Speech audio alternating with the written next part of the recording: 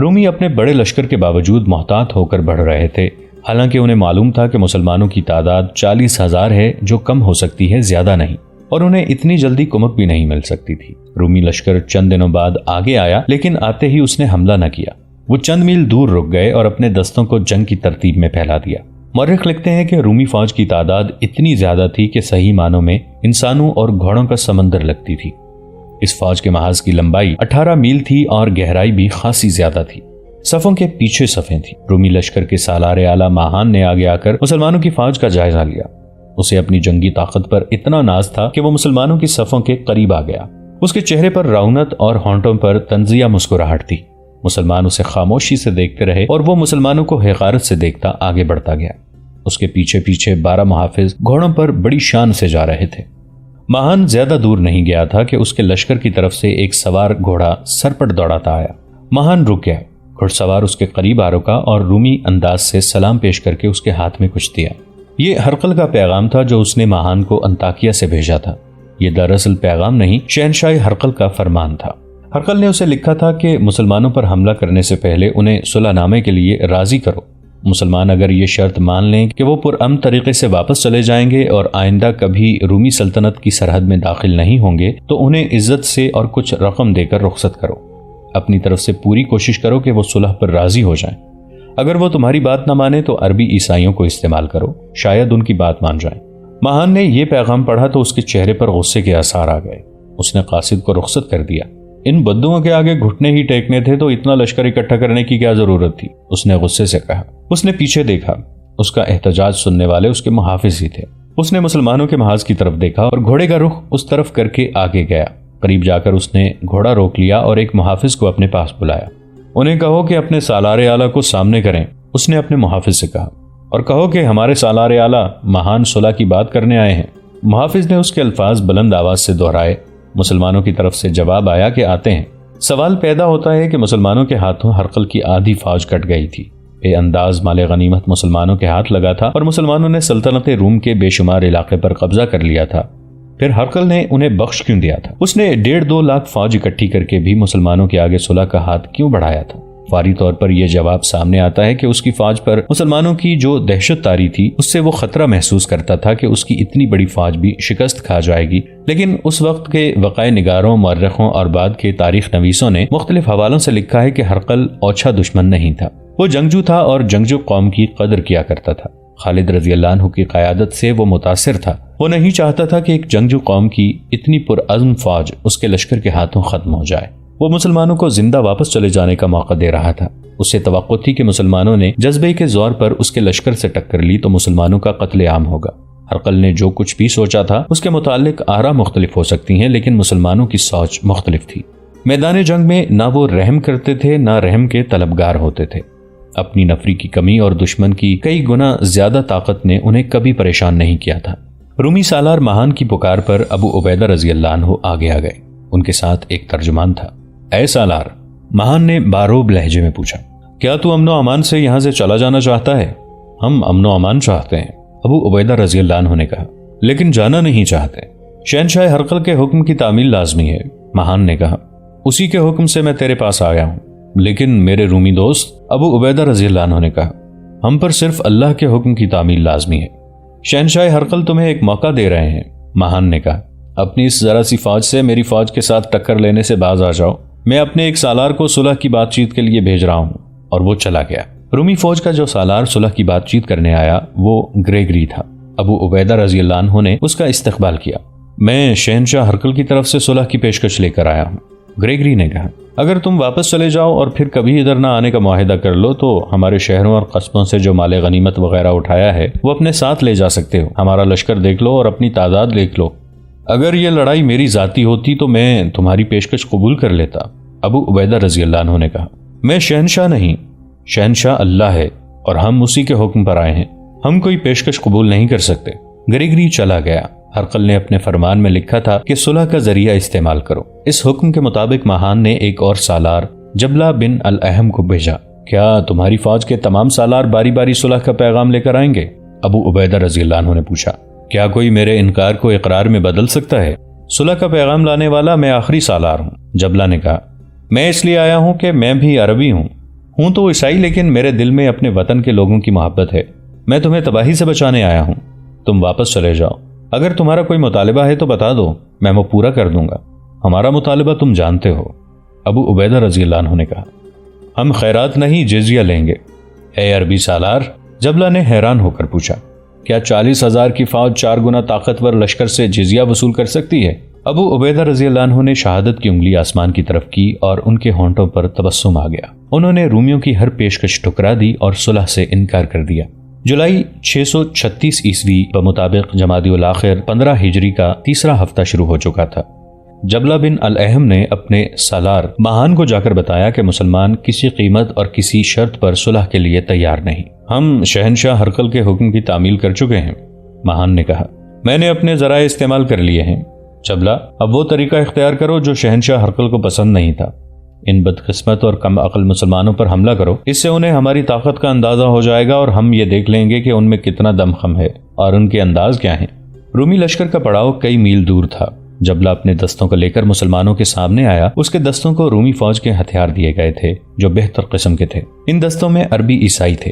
وہ جب آئے تو مسلمان لڑائی کے لیے تیار ہو چکے تھے. جبلہ نے آتے ہی حملہ نہ کیا. وہ مسلمانوں کے محاذ کو دیکھ کر حملہ کرنا چاہتا تھا. آخر اس نے ہلہ بولنے کا حکم دے دیا. وہ ابھی مسلمانوں کی اگلی صف تک پہنچا بھی نہ تھا کہ اس کے دستوں کے دونوں پہلوؤں پر حملہ ہو گیا. حملہ کرنے والا مسلمان سواروں کا دستہ تھا جس کی کمان خالد رضی اللہ عنہ کر رہے تھے. گھوم پھر کر لڑنے والے اس دستے نے اپنا مخصوص انداز اختیار کیا. جبلہ کی ترتیب گڑبڑ ہو گئی. اس پر سامنے سے بھی حملہ ہوا. عیسائی بکھلا گئے. انہیں اپنے پہلوؤں پر حملے کی توقع نہیں تھی. مسلمان سواروں نے انہیں بکھیر دیا. عیسائی اب بھاگنے کے سوا کچھ نہیں کر سکتے تھے. وہ بہت سی لاشیں اور بے انداز زخمی پیچھے پھینک کر پسپا ہو گئے.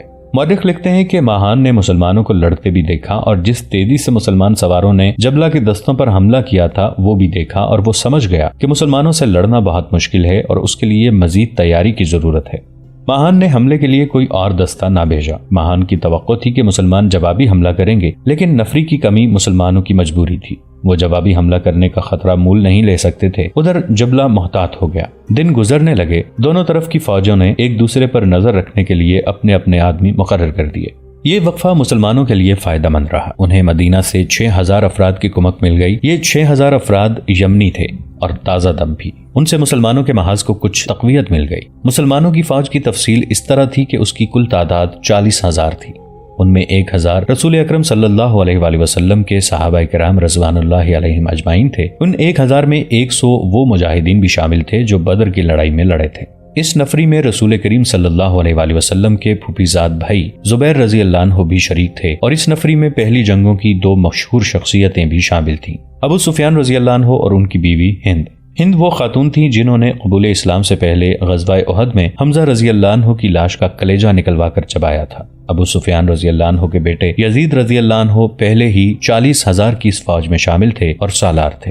1 مہینہ گزر گیا تو دشمن نے دیکھا کہ اس کا لشکر لڑنے کے لیے تیار ہو گیا ہے اور مسلمانوں کی نفری میں بھی کوئی اضافہ نہیں ہوا تو اس نے مزید انتظار مناسب نہ سمجھا. لیکن اس نے ایک بار پھر صلح کی کوشش کو ضروری سمجھا. اس نے اپنا ایک ایلچی مسلمانوں کے محاذ کو اس پیغام کے ساتھ بھیجا کہ سالار اعلیٰ بات چیت کے لیے آئیں. ابو سلیمان ابو عبیدہ رضی اللہ عنہ نے خالد رضی اللہ عنہ سے کہا، کیا یہ بہتر نہیں ہوگا کہ اب اس شخص کے ساتھ تو بات کرے؟ وہ ہمیں اپنی طاقت سے ڈرا کر صلح کرنا چاہتا ہے. مجھے ہی جانا چاہیے امین الامت، خالد رضی اللہ عنہ نے کہا. اس کے ساتھ میں ہی بات کروں گا. خالد رضی اللہ عنہ گھوڑے پر سوار ہوئے اور ایڑ لگا دی. ماہان نظر نہیں آ رہا تھا. خالد رضی اللہ عنہ کے ساتھ چند ایک محافظ تھے. وہ رومیوں کے محاذ تک چلے گئے. ماہان نے ان کا استقبال کیا اور انہیں اپنے خیمے میں لے گیا. خیمے میں محسوس ہی نہیں ہوتا تھا کہ یہ میدان جنگ ہے. یہ شاہانہ کمرہ تھا. میں ماہان ہوں. ماہان نے اپنا تعارف کرایا. رومی فوج کا سالار اعلیٰ. میں کچھ بھی نہیں ہوں، خالد رضی اللہ عنہ نے کہا. میرا نام خالد بن ولید ہے. تم سب کچھ ہو ابن الولید؟ ماہان نے کہا. جہاں تک تم نہیں پہنچ سکے وہاں تک تمہارا نام پہنچ گیا ہے. میرا خیال ہے تم جتنے قابل اور جرت مند سالار ہو اتنے ہی دانش مند انسان بھی ہوگے. کیا تم پسند کرو گے کہ تمہاری 40,000 فوج میرے اس لشکر کے ہاتھوں ماری جائے جو بڑی دور دور تک پھیلی ہوئی چٹانوں کی مانند ہے؟ دانش مند آدمی چٹانوں سے نہیں ٹکرایا کرتے. بہت اچھے الفاظ ہیں، خالد رضی اللہ عنہ نے کہا. میں ان الفاظ کی قدر کرتا ہوں، لیکن ہم وہ دانش مند ہیں جو باطل کی چٹانوں سے ڈرا نہیں کرتے. تم نے مجھے یہاں تک آنے کا موقع اس لیے دیا ہے کہ میں تمہارے لشکر کو دیکھ کر ڈر جاؤں. ابن الولید، ماہان نے کہا، کیا تجھے اپنے سپاہیوں کی بیویوں اور بچوں کا بھی کوئی خیال نہیں جو تمہارے لشکر کے ساتھ ہیں؟ کیا تم نے سوچا نہیں کہ تم سب مارے گئے تو یہ بیویاں اور بچے ہماری ملکیت ہوں گے؟ مہان، خالد رضی اللہ عنہ نے مسکراتے ہوئے کہا، ہم سب کچھ سوچ چکے ہیں، صلح نہیں ہوگی۔ ابن الولید، مہان نے کہا، کیا تم یہ بھی نہیں سمجھ رہے کہ میں تم پر رحم کر رہا ہوں؟ میں تمہیں، تمہارے سارے لشکر کو اور تمہارے خلیفہ کو بھی اتنی رقم پیش کروں گا جو تم سب کو حیران کر دے گی۔ رحم کرنے والا صرف اللہ ہے جس کے قبضے میں میری اور تیری جان ہے، خالد رضی اللہ عنہ نے کہا۔ ہم اسی کی عبادت کرتے اور اسی سے مدد اور رحم مانگتے ہیں۔ اگر تو نہیں چاہتا کہ کچھ تو خون ہو تو اسلام قبول کر لے جو اللہ کا سچا دین ہے۔ نہیں، مہان نے بڑی روب سے جواب دیا، اگر مجھے میرے خلیفہ اور میرے لشکر کو انعام دینا ہے تو جزیہ ادا کرو۔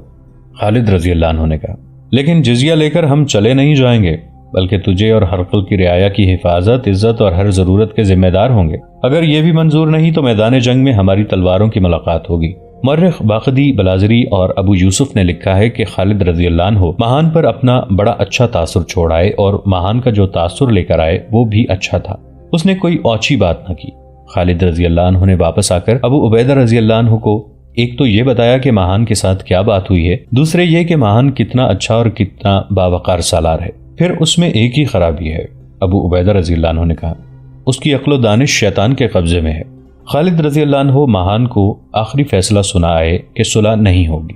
ابو عبیدہ رضی اللہ عنہ نے اپنے تمام سالاروں کو اکٹھا کر کے بتایا کہ دشمن نے صلح کی پیشکش کی تھی جو ٹھکرا دی گئی ہے اور اب لڑائی ناگزیر ہو گئی ہے، اور تمام مجاہدین کو یہ بھی بتا دیا جائے کہ رومیوں نے ہمیں اپنے لشکر اور اپنی جنگی طاقت سے ڈرایا ہے۔ مورخوں کے مطابق خالد رضی اللہ عنہ اور مہان کی بات چیت کی ناکامی کے بعد جب دونوں طرف کی فوجوں کو بتایا گیا کہ جنگ ہو کے رہے گی اور کل صبح سے فوجیں ایک دوسرے کے سامنے آ جائیں گی، اس وقت سے دونوں فوجوں پر ہیجانی کیفیت طاری ہو گئی۔ رومی محاذ پر پادریوں نے لشکر کو صلیبیں دکھا کر مذہب کے نام پر گرمایا اور انہیں صلیب اور یسوع مسیح کے نام پر مرمٹنے کی تلقین کی۔ پادریوں کے الفاظ اور ان کا انداز اتنا جوشیلا تھا کہ سپاہیوں نے صلیب کی طرف ہاتھ کر کے حلف اٹھائے کہ وہ فتح حاصل کر کے جائیں گے ورنہ مر جائیں گے۔ مسلمانوں نے عبادت اور دعا کے لیے رات کا وقت مقرر کیا۔ انہیں گرمانے اور جوش دلانے کے لیے واعظ کی ضرورت نہیں تھی۔ جس مقصد کے لیے وہ گھروں سے نکلے تھے اس مقصد کی عظمت سے وہ آگاہ تھے۔ انہوں نے اپنی جانیں اللہ کے سپرد کر دی تھیں۔ اسی روز دونوں فوجوں نے صف بندی اور دستوں کو موزوں جگہ پر پہنچانے کا کام شروع کر دیا۔ مہان نے اپنے لشکر کو 4 حصوں میں تقسیم کیا اور انہیں آگے لا کر صف آرا کیا۔ اس کے محاذ کی لمبائی 12 میل تھی اور گہرائی اتنی زیادہ کہ صفوں کے پیچھے صفیں تھیں جو دور پیچھے تک چلی گئی تھیں۔ رومی افواج کو اس ترتیب سے کھڑا کیا گیا تھا کہ ایک پہلو پر سالار کریگری کے دستے تھے، دوسرے پہلو پر سالار قناطیر کے دستے، قلب میں سالار اعلی مہان کی آرمینی فوج اور سالار دیجان کے دستے تھے۔ گھڑ سوار دستوں کو 4 حصوں میں تقسیم کیا گیا اور انہیں ایسی جگہوں پر کھڑا کیا گیا جہاں ان کے سامنے مسلمانوں کے پیادہ دستے تھے۔ رومیوں کے پاس سوار دستے اتنے زیادہ تھے کہ انہوں نے سواروں کے پیچھے بھی سوار کھڑے کر دیے۔ سالار جبلہ بن الاہم کے گھڑ سواروں اور شتر سواروں کو 12 میل لمبے محاذ کے آگے کھڑا کیا گیا۔ مہان نے ایک بندوبست اور کیا۔ کریگری کے دستے ایک پہلو پر تھے، ان میں 30,000 پیادے تھے۔ ان تمام پیادوں کو زنجیروں سے باندھ دیا گیا۔ ایک زنجیر میں 10-10 آدمی باندھ دیے گئے۔ زنجیریں اتنی لمبی کر دیں کہ ان سے بندھے ہوئے سپاہی آسانی سے لڑ سکتے تھے۔ زنجیروں کا ایک مقصد یہ تھا کہ سپاہی بھاگ نہیں سکیں گے، اور دوسرا مقصد یہ کہ مسلمان حملہ کریں گے تو ان زنجیروں سے الجھ جائیں گے، گریں گے اور صفیں توڑ کر آگے نکل نہیں سکیں گے۔ خالد رضی اللہ عنہ رومیوں کی صف بندی دیکھ رہے تھے۔ سالار اعلیٰ ابو عبیدہ رضی اللہ عنہ تھے۔ ان میں ایک قابل سالار کی ساری خصوصیات موجود تھیں، لیکن میدان جنگ میں بڑی احتیاط سے قدم اٹھاتے تھے اور خطرہ مول لینے سے کچھ گریز کرتے تھے۔ جنگ یرموک میں انہوں نے سپہ سالاری کے فرائض خالد رضی اللہ عنہ کے حوالے کر دیے تھے۔ یہ جنگ ایسی تھی جس میں خطرے مول لینے ہی تھے۔ دشمن کی اتنی زیادہ طاقت کے مقابلے میں روایتی طریقوں سے جنگ نہیں لڑی جا سکتی تھی۔ سپہ سالار ابو عبیدہ رضی اللہ عنہ ہی تھے۔ انہوں نے یہ صورتحال خالد رضی اللہ عنہ کے سپرد کر دی تھی۔ خالد رضی اللہ عنہ نے ابو عبیدہ رضی اللہ عنہ سے کہا کہ وہ تمام سالاروں اور کمانداروں کو اکٹھا کریں۔ خالد رضی اللہ عنہ انہیں صف آرائی اور جنگ کے متعلق کچھ بتانا چاہتے تھے۔ چونکہ وہ سپہ سالار نہیں تھے اس لیے سالاروں پر ان کا حکم نہیں چل سکتا تھا۔ ابو عبیدہ رضی اللہ عنہ نے سب کو بلا لیا۔ خالد رضی اللہ عنہ نے انہیں بتایا کہ دشمن کی تعداد کو وہ دیکھ رہے ہیں اور اپنی تعداد بھی ان کے سامنے ہے، اس لیے یہ زندگی اور موت کی جنگ ہوگی۔ اس کے بعد خالد رضی اللہ عنہ نے مجاہدین کو اس طرح تقسیم کیا: 40,000 تعداد میں کل 10,000 گھڑ سوار تھے۔ 30,000 پیادوں کو 36 حصوں میں تقسیم کیا۔ ہر حصے میں 800 سے 900 پیادے آئے۔ گھڑ سواروں کو انہوں نے 200 کے 3 حصوں میں تقسیم کیا۔ ایک کی کمان قیس کو دینی تھی، دوسرے کی مسرا بن مسروق کو اور تیسرے کی کمان عامر بن طفیل کو دی۔ مسلمانوں کے محاذ کی لمبائی 11 میل تھی، یعنی دشمن سے 1 میل کم۔ ظاہر ہے مسلمانوں کی صف آرائی کی گہرائی تھی ہی نہیں۔ ایک پہلو پر یزید بن ابو سفیان کے اور دوسرے پر عمرو بن العاص کے دستے تھے، انہیں 200 کا ایک سوار دستہ بھی دیا گیا تھا۔ ابو عبیدہ رضی اللہ عنہ قلب میں تھے، انہوں نے سالار شرجیل بن حسنہ کے دستوں کو اپنے ساتھ دائیں طرف رکھا۔ ان کے ساتھ سالار اکرمہ بن ابو جہل اور عبد الرحمن بن خالد رضی اللہ عنہ بھی تھے۔ 4000 گھڑ سواروں کو خالد رضی اللہ عنہ نے اپنی کمان میں اگلی صفوں کے پیچھے رکھا تھا۔ انہیں ہر اس جگہ پہنچنا تھا جہاں دشمن کا دباؤ زیادہ ہونا تھا اور ان سواروں نے گھوم پھر کر لڑنا تھا۔ اگلی صف کے پیادوں کو لمبی برچیاں دے دی گئی تھیں جو نیزے کہلاتی تھیں۔ ان کی انیاں 3 دھاری اور 4 دھاری تھیں اور بہت تیز۔ ان پیادوں میں تیر انداز خاص طور پر رکھے گئے تھے۔ رومیوں کے حملے کو نیزوں اور تیروں کی بوچھاڑوں سے روکنا تھا۔ اس کے بعد تیغ زنوں نے اپنے جوہر دکھانے تھے۔ اس دور کے رواج کے مطابق بہت سے مجاہدین کے بیوی بچے اور بعض کی بہنیں ان کے ساتھ تھیں۔ ان عورتوں اور بچوں کو فوج کے پیچھے رکھا گیا۔ ابو عبیدہ رضی اللہ عنہ وہاں گئے۔ قوم کی بیٹیوں، ابو عبیدہ رضی اللہ عنہ نے عورتوں سے کہا، ہم تمہاری حفاظت کریں گے، لیکن تمہیں ایک کام کرنا ہے، اپنے پاس پتھر جمع کرو اور خیموں کے ڈنڈے اپنے ہاتھوں میں رکھو۔ اگر کوئی مسلمان بھاگ کر پیچھے آئے تو اسے پتھر مارو، ڈنڈے اس کے منہ پر مارو۔ بھاگنے والوں کی بیوی بچوں کو ان کے سامنے کھڑا کر دو۔ عورتوں نے اسی وقت خیموں سے ڈنڈے نکال لیے اور پتھر اکٹھے کرنے لگی۔ صف بندی ہو چکی تو ابو عبیدہ رضی اللہ عنہ، خالد رضی اللہ عنہ اور دوسرے سالار ایک سرے سے دوسرے سرے تک گئے۔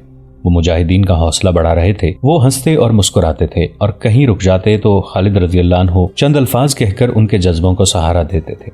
ان کے الفاظ کچھ اس قسم کے تھے کہ اللہ کی طرف سے بڑے سخت امتحان کا وقت آ گیا ہے۔ اللہ کی مدد اسی کو حاصل ہوتی ہے جو اس کی راہ پر ثابت قدم رہتا ہے۔ دنیا میں اور آخرت میں عزت اور تکریم انہیں ملتی ہے جن کے دلوں میں ایمان کی شمع روشن ہوتی ہے اور وہ کفر کی تیز دھار تلوار کا مقابلہ بے خوف ہو کر کرتے ہیں۔ مورخ طبری نے لکھا ہے کہ یہ سالار ایک دستے کے سامنے سے گزرے تو ایک مجاہد نے کہا، رومی کتنے زیادہ اور ہم کتنے تھوڑے ہیں؟ خالد رضی اللہ عنہ نے گھوڑا روک لیا۔ میرے رفیق، خالد رضی اللہ عنہ نے بڑی بلند آواز میں کہا، کہو رومی کتنے تھوڑے اور ہم کتنے زیادہ ہیں۔ طاقت تعداد کی نہیں ہوتی، طاقت اللہ کی مدد سے ملتی ہے۔ تعداد رومیوں کے پاس ہے، اللہ ہمارے ساتھ ہے۔ اللہ جس کا ساتھ چھوڑ دے وہ بہت کمزور ہو جاتا ہے۔ زیادہ تر مورخوں نے لکھا ہے کہ سالار اور کماندار جب اپنی فوج میں گھوم پھر رہے تھے تو یہ آیت بآواز بلند پڑھتے جاتے تھے۔ اس آیت کا مفہوم کچھ یوں ہے کہ کتنی ہی بار چھوٹی چھوٹی جماعتیں اللہ کے چاہنے سے بڑی بڑی جماعتوں پر غالب آئی ہیں۔ اللہ صبر و استقامت والوں کا ساتھ دیتا ہے۔ وہ اگست 636 عیسوی کے تیسرے، رجب 15 ہجری کے دوسرے ہفتے کی ایک رات تھی۔ مجاہدین تمام رات عبادت الہی اور تلاوت قرآن میں مصروف رہے۔ اللہ کے سوا کون تھا جو ان کی مدد کو پہنچتا؟ اکثر مجاہدین سورہ انفال کی تلاوت کر رہے تھے۔ رومی محاذ بھی شب بھر بیدار رہا۔ وہاں پادریوں نے سپاہیوں کو عبادت اور دعا میں مصروف رکھا۔ دونوں طرف مشعلیں بھی جلتی رہیں اور جگہ جگہ لکڑیوں کے ڈھیر جلتے رہے تاکہ رات کو دشمن حملہ کرنے آئے تو آتا نظر آ جائے۔ دونوں فوجوں پر ہیجان اور کھچاؤ کی کیفیت طاری تھی۔ مسلمانوں کے محاذ سے صبح کی اذان کی آواز اٹھی۔ مجاہدین نے وضو اور زیادہ تر نے تیمم کر کے باجماعت نماز پڑھی اور اپنی جگہ پر چلے گئے۔ جنگ شروع ہونے والی تھی جس کا شمار تاریخ کی بہت بڑی جنگوں میں ہوتا ہے۔ سورج افق سے اٹھا تو اس نے زمین پر بڑا ہی ہیبت ناک منظر دیکھا۔ 40,000 کی فوج 1.5 لاکھ نفری کی فوج کے مقابلے میں کھڑی تھی۔ شان تو ہرقل کے لشکر کی تھی، اس کے جھنڈے لہرا رہے تھے اور بہت سی سلیبیں اوپر کو اٹھی ہوئی تھیں۔ اس میں ذرا سے شک کی بھی گنجائش نہیں تھی کہ یہ لشکر اپنے سامنے کھڑی اس چھوٹی سی فوج کو نیست و نابود کر دے گا۔ جرجا رومی فوج کا ایک سالار تھا جو انفرادی مقابلوں میں بہت شہرت رکھتا تھا۔ اپنے سالار اعلیٰ مہان کے حکم سے وہ آگے بڑھا۔ کیا خالد بن ولید میں اتنی ہمت ہے کہ میری تلوار کے سامنے آ سکے؟ جرجا نے للکار کر کہا، میں ہوں رومیوں کا قاتل۔ خالد رضی اللہ عنہ للکارتے ہوئے آگے بڑھے، میں ہوں خالد بن ولید۔ خالد رضی اللہ عنہ دونوں فوجوں کے درمیان جا کر رک گئے۔ انہوں نے تلوار نکال لی تھی لیکن جرجا نے تلوار نہ نکالی۔ وہ گھوڑے پر سوار آ رہا تھا۔ خالد بن ولید رضی اللہ عنہ اپنے گھوڑے کو اس کے گھوڑے کے اتنا قریب لے گئے کہ دونوں گھوڑوں کی گردنیں مل گئیں۔ جرجا نے پھر بھی تلوار نہ نکالی۔ طبری، واقدی، ہنری سمتھ اور ابو یوسف نے یہ واقعہ تفصیل سے لکھا ہے۔ اتنی قریب ہو کر بھی جرجا نے تلوار نہ نکالی۔ ابن الولید، جرجا نے کہا، جھوٹ نہ بولنا کہ جنگجو جھوٹ نہیں بولا کرتے، دھوکہ بھی نہ دینا کہ اعلیٰ نسل کے لوگ دھوکہ نہیں دیا کرتے۔ دوستو، آج کے لیے اتنا ہی۔ اسی کہانی کی اگلی قسط کے ساتھ بہت جلد حاضر ہوں گے۔ نیچے کامنٹ سیکشن میں اپنی رائے کا اظہار ضرور کیجیے گا۔ ہمارے اس چینل کو سبسکرائب کر کے نیچے موجود بیل آئیکن کو بھی ضرور کلک کیجیے گا۔ اگلی ملاقات تک کے لیے ہمارا اور آپ کا اللہ نگہبان۔